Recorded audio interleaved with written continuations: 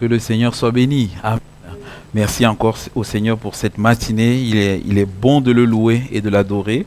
Et pour ce temps de la parole, je vous propose d'aller dans Jean 11 et on va lire des versets 1 jusqu'au verset 16. On est toujours dans cette thématique sur les dons spirituels. Amen. Le Seigneur veut vraiment que son Église soit bénie par ses grâces, par ses charismes. Comme le dit le mot grec, ce sont des charismes donc, que le Seigneur accorde à son Église.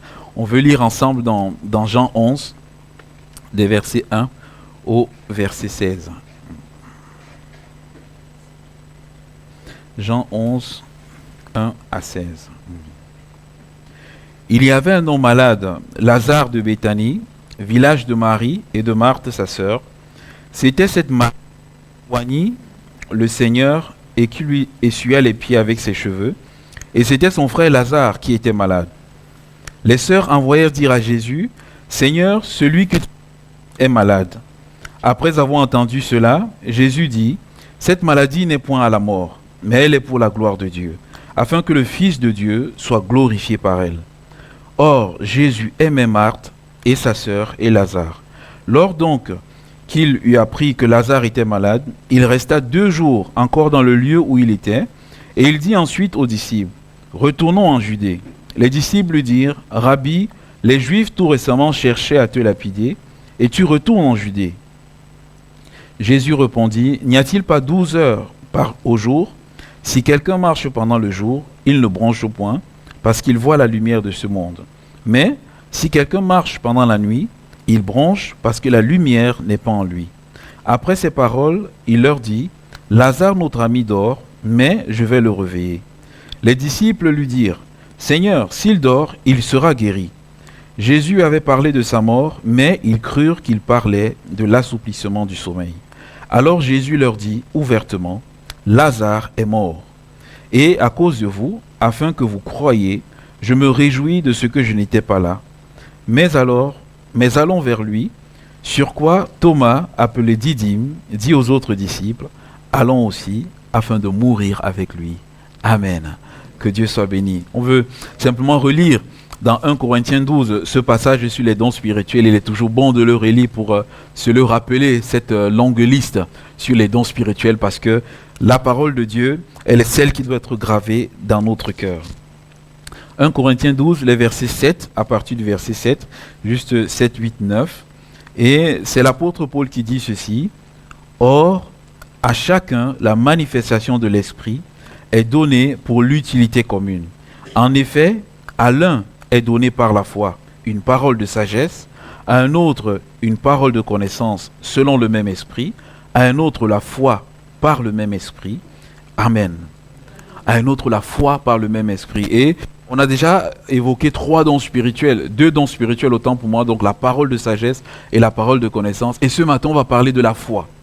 Le don de la foi. Et c'est vrai que dans notre marche avec le Seigneur, la foi est un élément très très important. Amen. Très important. Et quand on voit notre marche, bien aimé, à tous égards, on ne peut pas marcher avec Dieu sans la foi. C'est impossible. Amen. On ne peut pas marcher sans la foi. Et il y a cette foi active. Attends pour moi le micro. Il y a cette foi active et cette foi vivante qui est là et qui nous dit ceci. Or, sans la foi, il est impossible d'être agréable à Dieu. Parce que celui qui s'approche de Dieu, il doit croire que Dieu existe. Amen. Il doit croire que Dieu est. Il doit croire que Dieu est une personne, non pas seulement une pensée, non pas seulement une philosophie. Certains croient que Dieu est une philosophie, que c'est abstrait, mais Dieu est une personne bien-aimée. Et marcher avec Dieu, c'est de croire que oui, il existe et surtout qu'il est le rémunérateur de ceux qui le cherchent. Amen. Lorsque je cherche Dieu, Dieu ne reste pas les bras croisés ou encore il ne ferme pas ses oreilles, mais Dieu il va répondre à mon besoin. Amen. Dieu va me donner ce que je lui demande. On ne peut pas vivre sans la foi. Déjà pour venir au Seigneur, il faut la foi. Amen. La Bible dit que nous sommes sauvés par la grâce, par le moyen de la foi. Amen. Par le moyen de la foi et ça ne vient pas de nous. Personne ne peut se sauver lui-même. Et Dieu, il nous dit, ce n'est pas par les œuvres. Amen. Ce n'est pas par mes efforts. Dieu a mis tout le monde sur le même pied d'égalité, comme je dis souvent. Parce que, bien aimé, si c'est par les œuvres, moi je me pose souvent la question, que fera celui-là qui ne peut pas faire des œuvres? Que fera celui-là qui est démuni, qui ne peut faire aucune belle œuvre? Elle sera donc perdue. Mais Dieu a répondu à la question. Dieu a résolu le problème. Il a mis tout le monde sur le même pied d'égalité. Alléluia. Il dit, celui qui confesse de sa bouche le Seigneur Jésus et qui croit dans son cœur que Dieu l'a ressuscité des morts, il est sauvé. Alléluia. Sur le même pied d'égalité, la confession et la foi. La foi, ça peut être aussi le fruit de l'esprit, la fidélité, quelqu'un qui est fidèle dans son caractère, voilà, quelqu'un sur qui on peut compter. Là aussi, c'est la foi. La foi aussi, ça peut être la parole de Dieu, la doctrine. Jude dit la foi qui a été donnée aux saints une fois pour toutes. Justement, et quand il parle de cette foi, il parle de la parole de Dieu. Il dit la parole de Dieu a été donnée une fois pour toutes. Et il n'y a pas une seconde parole de Dieu. Il n'y a pas d'autres livres. C'est la seule parole. Alléluia. Avec les seuls enseignements de doctrine, on ne peut rien y ajouter, on ne peut rien y retrancher. Alléluia. C'est ce que la Bible appelle la foi qui a été donnée une fois pour toutes. C'est la doctrine, c'est l'enseignement. C'est pour ça que de fois on parle de la confession de foi. De fois quand les nouveaux arrivent à l'église, de fois ce qu'ils me demandent c'est qu'est-ce que vous croyez, ce en quoi nous croyons. Et là, je sors la confession de foi. Et cette confession de foi-là s'appuie sur cette parole. Parce que c'est sur cette confession de foi qu'il décide de s'attacher à nous. Alléluia. Parce qu'il veut savoir où est-ce qu'on va. Amen. Qu'est-ce qu'on va nous enseigner? Sur quoi est-ce que notre confiance est posée? Alléluia. Il y a tous ces, vous avez vu, il y a tous ces aspects. Mais il y a un dernier aspect de la foi, celui qu'on va voir ce matin. C'est une foi particulière, bien-aimé. C'est une foi spéciale. Cette foi-là, c'est un don spirituel et c'est le Saint-Esprit qui nous l'accorde. C'est une manifestation de puissance du Saint-Esprit. L'Esprit de Dieu nous accorde ce don à ceux et celles qui sont baptisés. Il accorde ce don de fois quand il y a des besoins particuliers. De fois quand il y a des situations difficiles. De fois même quand nous sommes dans un temps de danger. Le Saint-Esprit nous accorde cette foi. Cette foi, elle est quoi? J'ai dit la parole de sagesse, c'est une partie de la sagesse de Dieu qui nous est donnée. La parole de connaissance, c'est une partie de la connaissance de Dieu qui nous est donnée. Mais ce don de foi, c'est une partie de la foi de Dieu qui nous est communiquée. Alléluia. Et bien aimé, on sait tous une chose. C'est que la foi de Dieu, c'est une foi puissante. Est-ce que vous croyez que Dieu doute? Non, non, non, Dieu ne doute pas. Alléluia. Est-ce que vous croyez que Dieu doute? Voilà, c'est la bonne réponse. Amen. Dieu ne doute pas, bien-aimé. Dieu n'a pas peur. La foi de Dieu, c'est une foi pure et c'est une foi parfaite. Et c'est cette foi-là, bien-aimé, que le Saint-Esprit communique à un bien-aimé lorsqu'il est dans une situation difficile, lorsqu'il est face à un besoin. Il communique cette foi de telle sorte que le bien-aimé puisse croire que la situation va se débloquer. Alléluia. Il ne doute pas. Dans sa foi personnelle, en temps normal, il aurait douté. Il aurait craint. Mais lorsque le Saint-Esprit communique avec puissance et cette foi, il ne doute pas. Il parle avec assurance. Il sait que la chose va venir. Si c'est une porte qui doit s'ouvrir, il sait que la porte va s'ouvrir. Et lorsqu'il parle, il ne dit pas « oui, mais Dieu voulant ». Non. Quand il reçoit la foi, le don spirituel, il ne rajoute pas Dieu voulant. Il ne rajoute pas si plaît à Dieu. Il dit Dieu le fera. Et des fois on peut dire mais est-ce qu'il n'est pas un peu excentrique? Est-ce qu'il n'est pas un peu... Non, il ne l'est pas. Parce que Dieu lui-même communiquer cette foi. Et bien aimé, c'est cette foi que le Seigneur veut nous communiquer. C'est vraiment une assurance, bien aimé. C'est une conviction intérieure. Une conviction vraiment que à la situation dans laquelle je suis, le Seigneur va intervenir. Le Saint-Esprit nous communique cela.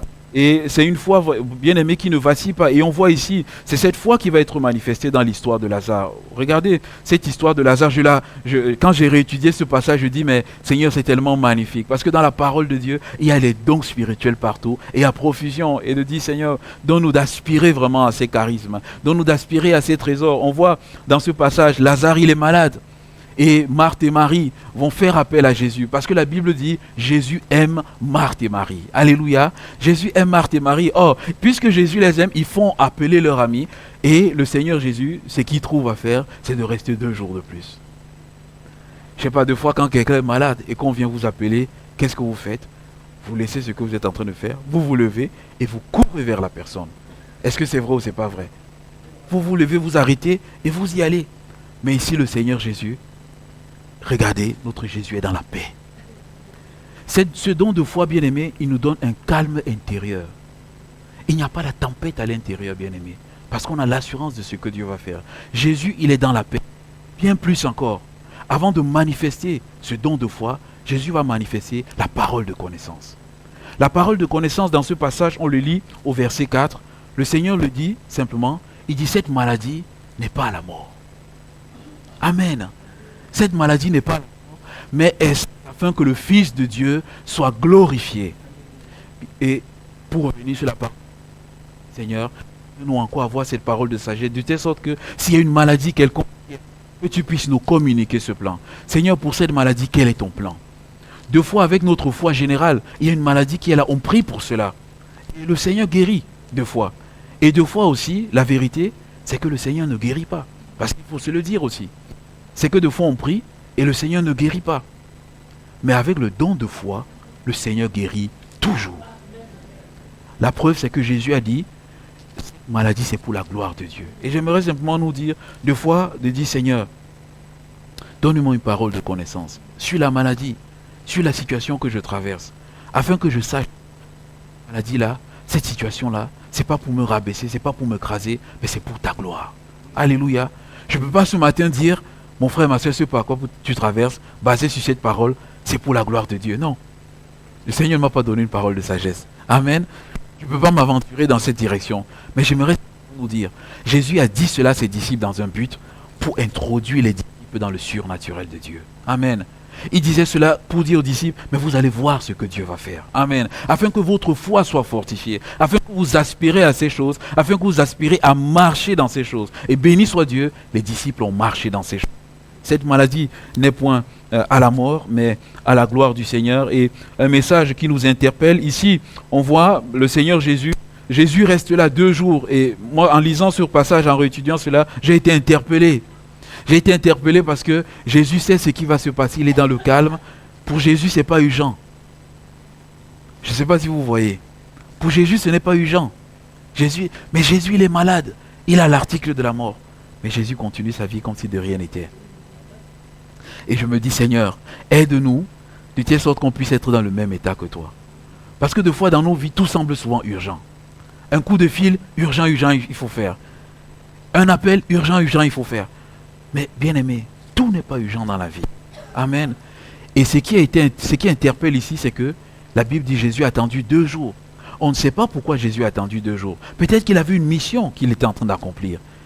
Mais Jésus, c'est notre Jésus qui sait une chose, c'est que la fin d'une chose vaut mieux que son commencement. Bien aimé, des fois, il est bien d'aller à la fin d'une mission, d'aller à la fin d'une chose avant d'entamer une autre.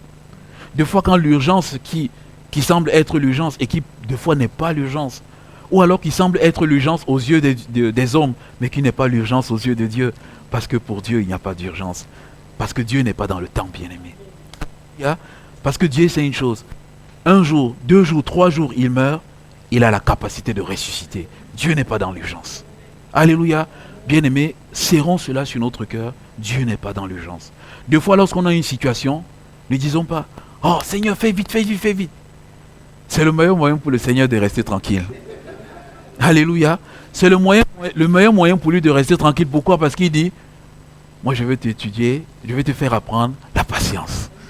Comme notre frère nous a témoigné ce matin, je vais te faire apprendre la patience. C'est le cas de Saül. Le Seigneur a dit à Saül d'attendre au travers de Samuel. Samuel, il voit les Philistins sont en train de presser. Mais il commence à trembler. Le peuple est tout en émoi, le peuple veut l'abandonner. Mais Saül, tu as reçu une parole de Dieu. Ce n'est pas la parole d'un homme. C'est la parole de Dieu. Attends cette parole. Elle va s'accomplir. Mais Saül prie par la précipitation et l'impatience. Il va faire le sacrifice. Saül était roi, il n'était pas sacrificateur. Et là, il va commettre un drame. Et alors qu'il fait le sacrifice, Samuel, il arrive. Saül, si tu avais attendu 2 heures de plus, tout aurait changé. Si tu avais attendu 1 heure de plus, tout aurait changé. Si tu avais attendu une demi-heure de plus, mais voilà qu'il a fait le sacrifice. Bien-aimé, Seigneur, donne-moi d'être tellement attaché à toi, de telle sorte que les urgences qui viennent, que je sache, Seigneur, les dans ton temps, Seigneur. Alléluia. Le Seigneur nous interpelle ici et ce don de foi amène Christ à être dans la paix. Et on voit également, bien aimé, il y a la parole de connaissance. Mais quand on lit des versets 11 jusqu'au verset 14, on voit que dans cette parole de sagesse, il y a une parole de connaissance. Le Seigneur Jésus dit ceci. Après ces paroles, il leur dit, Lazare, notre ami, dort, mais je vais le réveiller. Jésus n'était pas chez Marthe et Marie. On est d'accord. Mais il dit aux disciples, Lazare, il dort. Manifestation de la parole de connaissance. Les disciples disent, Seigneur, s'il dort, alors il n'y a pas de souci, on va le guérir. Alléluia, il sera guéri. Mais la Bible dit les disciples n'avaient pas compris que Jésus leur parlait de la mort de Lazare. Et Jésus, il a été cash, Lazare est mort. Jésus n'était pas à cet endroit, mais il savait.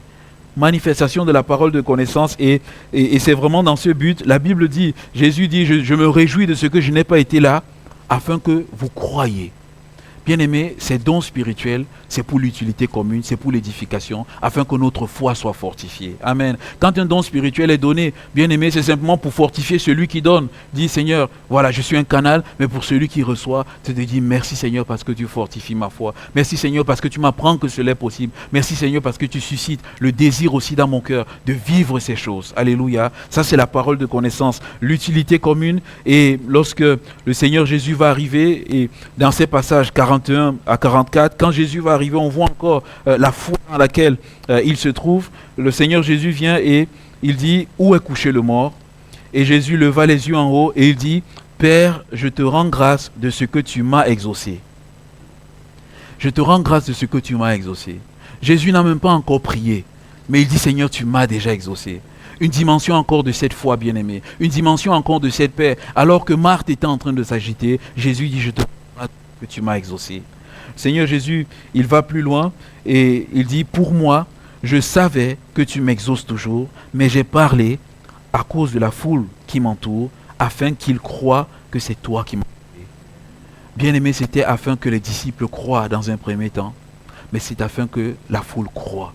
Les dons spirituels, c'est non seulement pour nous qui sommes sauvés, mais c'est aussi pour ceux qui sont au dehors, c'est aussi pour ceux qui sont à l'extérieur, afin qu'ils croient à la puissance, que Dieu est vraiment au milieu de nous, afin qu'ils croient, ça peut être en évangélisation, que Dieu est vraiment là. Alléluia, on va en évangélisation, on trouve quelqu'un qui est là, une souffrance, une maladie, et on lui donne une parole du Seigneur, et lorsqu'il rentre chez lui, il voit, tout a été changé, et au travers de cela, il croit que Dieu est vraiment là. Amen.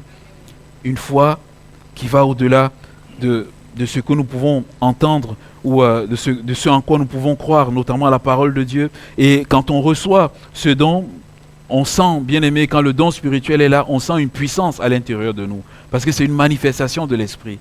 Et un des moyens par lequel on sait que ce que j'ai sur moi, c'est le don spirituel, c'est parce qu'il y a une puissance. La Bible le dit, le Saint-Esprit surviendra sur vous et vous recevrez une puissance. Alléluia. Quand le don spirituel arrive, bien aimé, on ressent sa puissance. Des fois, certains disent, mais j'ai une parole, je ne sais pas, est-ce que ça vient de l'esprit ou est-ce que ça vient de moi? Bien aimé, lorsque la parole vient, on ressent sur notre cœur la puissance de l'Esprit de Dieu qui est là. Et lorsque cette puissance est là, on la reconnaît et même si on doute, on peut simplement communiquer avec l'Esprit de Dieu, de dire, Saint-Esprit, est-ce que ce don qui est là, est-ce que cette pensée qui est là, est-ce que cette pensée vient de moi? Alléluia, l'intimité avec l'Esprit, et je vous assure, l'Esprit de Dieu, il parlera à nos cœurs, il fera revenir cela, et peut-être même, il remettra même encore une puissance sur notre cœur, et là on sera convaincu que ça vient de lui. Cette parole, ça peut être, c'est une conviction, comme je disais, une conviction, et lorsqu'elle est là, il n'y a pas de doute, bien-aimé, il n'y a pas de crainte, on ne peut pas. Par exemple, là, ce matin, bien-aimé, moi, je ne peux pas vous dire la situation dans laquelle vous traversez, c'est à la gloire de Dieu, Dieu va vous relever. Non, parce que dans mon cœur, il y a le doute qui est là, parce que je n'ai pas reçu. Mais quand je sais que c'est la foi, il n'y a aucun doute qui est dans mon cœur, bien-aimé. Et c'est ça qui est la marque que ça vient du Seigneur. Il y a une conviction qui est là et qui nous porte, nous sommes conscients de cela, et nous sommes conscients aussi, bien-aimé, que nous ne faisons aucun effort pour cela. Nous n'avons pas mémorisé des versets de la Bible pour cela. Nous n'avons pas prié pour cela, pour ce don de foi. On se rend compte qu'il n'y a aucun effort. C'est un dépôt qui a simplement été mis sur notre cœur. C'est là qu'on ressent que c'est cette foi que le Seigneur nous donne. Amen. Bien-aimés, ce matin, exerçons cela comme tous les autres dons. Comment est-ce que cela peut venir? Ça peut venir par une parole. La Bible ne nous dit pas comment est-ce que Jésus avait reçu cette foi. Ça peut venir par une parole. Ça peut venir par une vision. Est-ce que le Seigneur Jésus avait une vision et il a vu Lazare être ressuscité? On ne sait pas. Ça peut venir par une pensée intérieure qui est là, on ne sait pas. Ça peut venir aussi par une personne remplie du Saint-Esprit qui nous communique une parole. Amen. Une personne remplie du Saint-Esprit peut nous communiquer une parole et cette parole à elle seule suffit pour susciter en nous ce don de foi. Amen. Simplement de dire, Seigneur, aide-nous. Aide-nous à avancer dans cette situation. Et bien aimé, des fois, il y a des situations de maladie, de difficultés, où on est éloigné de Dieu et on a vraiment besoin. Et je pense notamment au témoignage de George Muller. Vous savez, je vous ai partagé plusieurs fois le témoignage de cet George Muller. Il a été touché dans son cœur pour les orphelins. Il a construit plusieurs orphelinats et il nourrissait des enfants, des milliers d'enfants. George Muller, il n'était pas riche, mais il vivait le don de foi. Deux fois, avec les enfants, il n'avait plus rien. Il demandait aux enfants, on va dresser la table comme d'habitude et on va simplement élever la voix et on va prier le Seigneur. Amen. Il priait le Seigneur avec la conviction que le Seigneur va apporter quelque chose. Il n'avait pas fini la prière que quelqu'un cognait à la porte et c'était la provision qui était là. Lorsqu'on a lu sa biographie, on s'est rendu compte qu'il a des prières et des prières qui ont été exaucées. Et on croyait toujours qu'il avait une foi spéciale. Il dit non, je n'ai pas une foi spéciale. C'est simplement que je sais m'attendre à Dieu. Et Dieu déposait cela dans son cœur. Amen. Bien-aimé, notre Seigneur Jésus, il y a ces personnes qui ont été nourries, mais notre Seigneur Jésus, il y a la multiplication des pains. Bien-aimé, toute cette foule qui était là. Les disciples ont dit, mais Seigneur, quand bien même on travaille toute une année, 200 deniers, on ne peut pas nourrir cette foule. Seigneur, voilà 5 pains et 2 poissons, mais qu'est-ce devant? Bien-aimé, les calculs ont été limités, mais Jésus a simplement pris et il a rendu grâce et il y a eu la multiplication. Il avait le don de foi pour faire tous ces miracles-là. Le don de foi, vous voyez, c'est quelque chose qui est intérieur, qu'on ne voit pas, mais on voit sa manifestation au travers des miracles, au travers des guérisons, au travers des signes et au travers des prodiges. Alléluia. Aspirons au don de foi. Et j'aimerais encore vous partager le don de foi dans un autre contexte, dans la vie d'Élie. C'est un don de foi tellement puissant et j'aimerais qu'on puisse lire cela ensemble. Déjà dans 1 Roi 18 et le verset 21, c'est le peuple de Dieu qui était tombé dans l'idolâtrie, qui était allé vers les Baals, qui était allé vers les Astartés. Et Élie va être envoyé par Dieu. Élie va être envoyé parce que lorsque le peuple s'éloigne de Dieu, Dieu n'est pas content. Lorsqu'un chrétien s'éloigne de Dieu, Dieu n'est pas content. Et Dieu est patient et Dieu va vouloir le ramener. Et ici dans ce verset 21, Élie s'approcha de tout le peuple et dit simplement, jusque à quand clocherez-vous des deux côtés? Si l'Éternel est Dieu, allez vers lui. Si c'est Baal, allez auprès de lui. Le peuple ne répondit rien. Cet exemple m'a tellement interpellé parce que je sais que 2 fois, en tant que chrétien, on peut être assis entre deux. Ils étaient attachés à Dieu, mais à côté, ils étaient attachés à Baal. 2 fois, en tant que chrétien, on ne se positionne pas. 2 fois même, on a marché avec le Seigneur et à un moment donné, on s'est éloigné du Seigneur. Et notre cœur est devenu comme froid. Plusieurs témoignages des chrétiens qui se sont éloignés de Dieu. Et on peut même interpeller ces bien-aimés, de dire, mais jusque à quand clocherez-vous, serez-vous indécis? Mais la Bible dit ceci, le peuple ne répondit rien. Ces personnes ne répondent rien. Ces personnes ne veulent pas se positionner pour Dieu. Mais le Seigneur va parler à Élie. Élie va simplement venir et Élie va dresser un autel. On va le lire dans ce verset 24. Il va mettre le peuple au défi. Et 2 fois, ces personnes qui se sont éloignées, 2 fois, bien-aimés, 2 fois on a des bonnes intentions. Et il faut le faire. Il faut encourager. Il faut parler de Dieu. Mais 2 fois, bien-aimés, il y a des situations qu'on va exhorter. Mais la personne, son cœur est tellement loin de Dieu qu'elle n'entendra rien du tout. Des situations où il faudra uniquement une puissance de Dieu pour pouvoir ramener cette personne à Dieu. Amen. Et c'est là où moi j'aimerais simplement nous encourager, bien-aimés, tenons-nous dans la prière et disons, Seigneur, donne-nous une parole de foi. Alléluia. Donne-nous une parole de foi pour savoir que la personne qui s'est éloignée, la personne qui est dans une situation difficile, Seigneur, qu'elle va venir. Amen. Seigneur, la parole de foi va me mettre dans la paix intérieure. Alléluia. Et la puissance de Dieu va se manifester ici. Et Élie va mettre le peuple au défi. Et on voit cette mise au défi, c'est une recherche de la manifestation de la gloire de Dieu. Il dit, puis invoquez le nom de votre Dieu, et moi j'invoquerai le nom de l'Éternel. Le Dieu qui répondra par le feu, c'est celui-là qui est Dieu. Le Dieu qui répondra par le feu, c'est celui-là qui est Dieu. Le feu, quand le feu vient pour consumer ce qui est à l'intérieur, bien-aimé. Quand je m'arrête sur ce passage, je me dis, mais Seigneur, c'est un message tellement... Le Dieu qui répondra par le feu, c'est celui-là qui pourra consumer le péché dans le cœur de celui qui s'est éloigné. C'est celui-là qui pourra redonner l'enthousiasme de marcher avec Dieu. C'est celui-là qui pourra redonner le zèle pour le Seigneur, le zèle pour la prière. C'est celui-là qui pourra donner, Jésus disait, le zèle de ta maison me dévore comme un feu. Le Dieu qui répondra par le feu. Bien-aimés, vous et moi, sommes-nous capables de faire descendre le feu dans le cœur de quelqu'un? Par nos efforts humains, non. Mais Dieu, lui, peut. Alors de dire, Seigneur, toi qui es capable de faire descendre le feu, fais descendre le feu dans la vie de ces bien-aimés. Alléluia, pour consumer leurs péchés, non pas pour les détruire. Jean et Jacques, pour les Samaritains, voulaient que Jésus envoie le feu pour les détruire. Mais le Seigneur n'a pas exaucé leur prière. Mais plus tard, il a envoyé un feu qui a brûlé le péché dans le cœur des Samaritains et un second feu qui a baptisé ces Samaritains dans le Saint-Esprit. Le Dieu qui répondra par le feu. Alors, Élie invoque ce Dieu qui répondra par le feu. Les prophètes de Baal, qu'est-ce qu'ils vont faire? Ils vont dresser l'autel, ils vont mettre les sacrifices, ils vont tout faire, ils vont invoquer Baal, ils vont invoquer leur Dieu jusqu'au soir et il n'y aura rien qui va se passer. Élie, quand Élie va voir ça, simplement à son tour, il va venir et il va dresser l'autel de Dieu. La Bible dit, Élie dit alors à tout le peuple, approchez-vous de moi.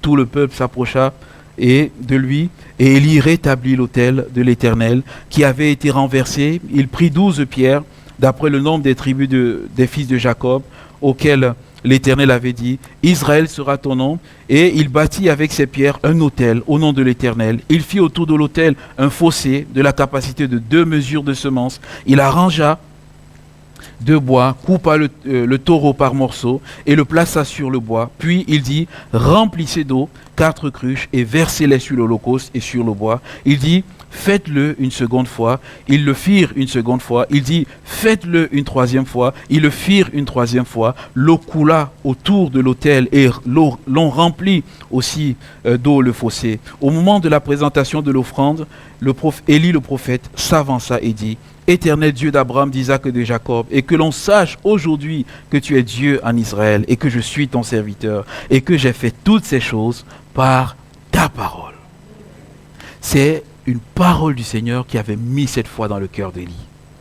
Et il dit, réponds-moi, Éternel, réponds-moi, afin que ce peuple reconnaisse que tu es l'Éternel Dieu et que c'est toi qui ramènes leur cœur.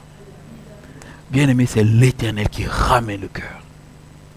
Et le feu de l'Éternel tomba et il consuma l'holocauste, le bois, les pierres et la terre. Il absorba l'eau qui était dans le fossé. Quand le peuple vit cela, ils tombèrent sur leur visage et dirent, c'est l'Éternel qui est Dieu. Bien-aimé, vous voyez une confrontation de puissance. Qu'est-ce qui a donné l'assurance à Élie? Regardez ce que Élie a fait. C'est là où je vais encore mettre l'emphase, c'est que le don de foi, ce n'est pas par nos efforts, bien-aimés. Élie, il a mis l'autel de l'Éternel, il a versé l'eau dessus 3 fois. Il a versé l'eau jusqu'à ce que le fossé tout autour ait été rempli d'eau, bien-aimée. Élie, c'est une chose, et vous et moi, nous savons une chose, qu'avec cette circonstance, vous pouvez mettre le feu comme vous voulez, le feu ne brûlera pas. Pour montrer au peuple que c'est la puissance de Dieu qui sera à l'œuvre, Élie a fait tout cela, dans la paix, dans la confiance, et l'holocauste a brûlé. Non seulement l'holocauste a brûlé, mais le feu est venu enlever tout l'eau qui était là. Bien-aimé, le Seigneur nous encourage. Recherchons ce don de foi. Alléluia. Dans les 2 exemples que j'ai cités, le don de foi s'accompagne des miracles. Le don de foi s'accompagne des prodiges. Recherchons cela et le Seigneur va nous aider. Je vais simplement clôturer cette pensée. Vous lirez le chapitre 19 pour vous montrer encore que le don de foi, ce n'est pas la foi normale que nous avons. Dans le chapitre 19, Jézabel, la femme d'Akab, elle a entendu ce que Élie avait fait. Jézabel a menacé Élie, a dit, Élie, moi je ferai la même chose que tu as fait pour la vie de ces 850 prophètes. Élie qui avait eu le don de foi précédemment dans 1 Roi 18, Élie qui avait vu le feu descendre du ciel, Élie qui avait vu l'holocauste se consumer, Élie qui avait vu l'eau s'assécher. La Bible dit qu'Élie est tombé dans une déprime. Il a tout quitté, dirigé vers le désert, et il a abandonné son serviteur. Bien-aimé, comment un homme, si cette foi lui appartient, comment un homme qui a eu une aussi grande foi peut, en l'intervalle de quelques jours, basculer de la sorte. La seule réponse, c'est que le don de foi, bien-aimé, il vient de Dieu. Alléluia, il ne vient pas de nous. Notre foi à nous, notre frère nous a témoigné, elle est en train de croître au fur et à mesure. On est en train de grandir. Au fur et à mesure qu'on avance, Dieu, il perfectionne notre foi. Dieu nous édifie, Dieu nous fortifie. Il dit, édifiez-vous sur votre très sainte foi, nous dit David. C'est une foi qui a encore des failles. C'est une foi qui peut encore être touchée par le doute. C'est une foi qui peut encore être touchée par la peur. Et vraiment nous encourager de dire, mon frère, ma soeur, si ta foi doute, si ta foi est encore dans la crainte et la peur, faites confiance au Seigneur, il t'aidera. Mais lorsque le don de foi arrive, il n'y a pas le doute, il n'y a pas la peur. Amen. Prions le Seigneur, disons, Seigneur, répands dans nos vies, Seigneur, toutes ces grâces. Alléluia. Communique-moi le don de foi. Peut-être ça